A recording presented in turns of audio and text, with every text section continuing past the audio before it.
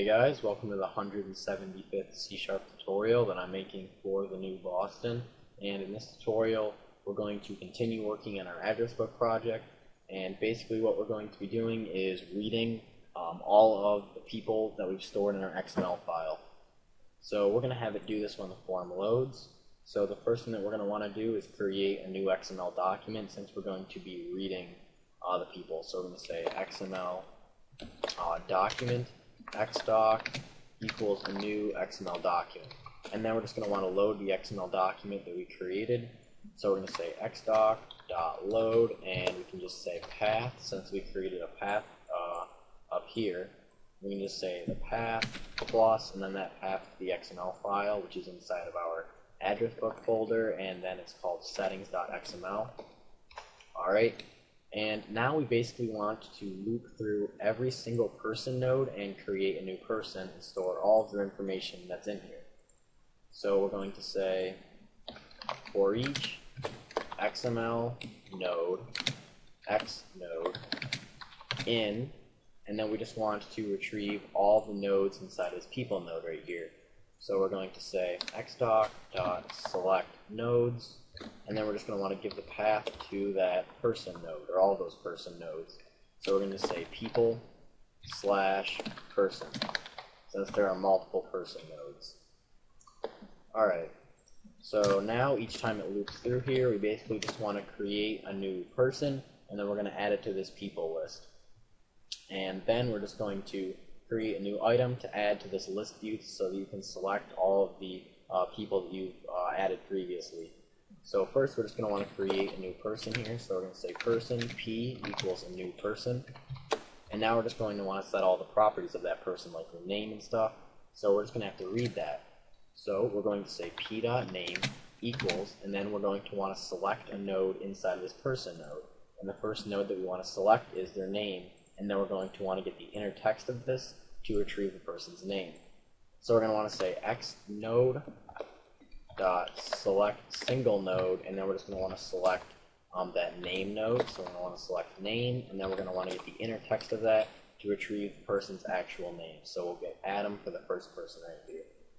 And then we just want to repeat this process for all the different properties. So we want to set their email equal to the email. So we're just going to read out of the email node. Then for their address, we're just going to say from the address node, and property is called street address. And then finally for the additional notes, and we just called that node notes. Alright, so now we have ones for all the text properties. But what about for their birthday? Remember, we stored it in this big number called file time number.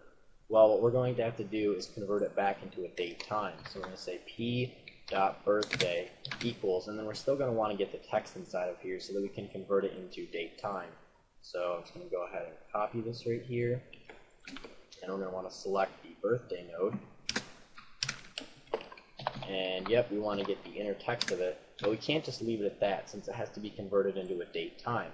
So we're going to say date time dot from file time, and it calls for a long in here. So we're basically just going to have to convert this string that we read into a long. So to do that, we're just going to use the convert class.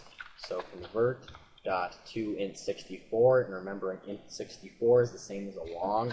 So we're basically just converting this text right here into a long, or a 64-bit integer. Alright, and now that we've created this person, we can go ahead and add it to this people list, or this person list up here. So we can say people, people.add, and then we can add that person that we just created. So p, and then we're going to want to create a new list view item and add this list view for that person's name. So we're going to say list view one.items.add, and then we're just going to want to add that person's name. And that would be p.name. Alright, so now let's just go ahead and test this out and make sure that it works. So now when we debug here, we get all the people that we created previously. Now if we were to just create another person here, like say, I don't know, Joe, email address, let's make it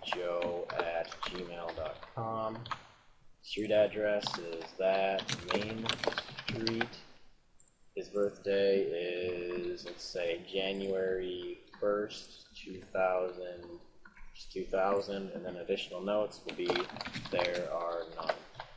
Alright, so now let's just add this person, Joe, close it out, open it back up, and Joe should still be there. Yep, with all his correct information. But Joe, his birthday's correct, there are no notes, his full name is Joe, and there. Alright, so that's pretty much it for this tutorial, so see you guys.